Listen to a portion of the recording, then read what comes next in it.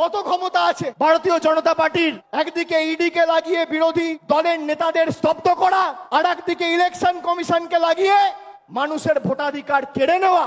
দুটো ই, একটা ইডি আর একটা ইসি, একটা এনফোর্সমেন্ট ডিরেক্টরেট আর একটা ইলেকশন কমিশন। এই দুটো ই কে কাজে লাগিয়ে একদিকে বিরোধী নেতাদের জেলে ঢুকাচ্ছে, আর একদিকে বিরোধী দলের ভোটার বা ভারতবর্ষের নাগরিকদের ভোটাধিকার কেড়ে নিচ্ছে। আমি বলছি আপনাদের কেউ চিন্তা করবেন না, আপনারা সবাই দেশের নাগরিক। দেশের নাগরিকের ছাড়পত্র দেশের প্রধানমন্ত্রী আর ইলেকশন কমিশন দেবেন না। এই মাটি আমার, এই মাটি আপনার।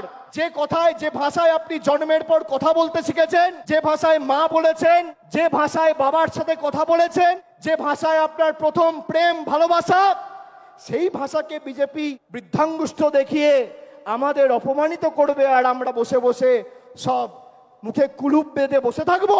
আপনারা মূর্খের স্বর্গে বাস করছেন, এবং এই বাংলাকে কোনোদিন কেউ আঁচড় কেটে শান্ত বাংলাকে অশান্ত করতে পারবে না।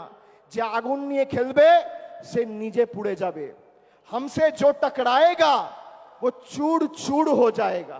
দেখি এদের কত ক্ষমতা। বাংলার মানুষকে ডিটেনশন ক্যাম্পে নিয়ে যেতে চায়, এদেরকে 26-এর পর ডিটেনশন ক্যাম্পে আমরা নিয়ে যাব।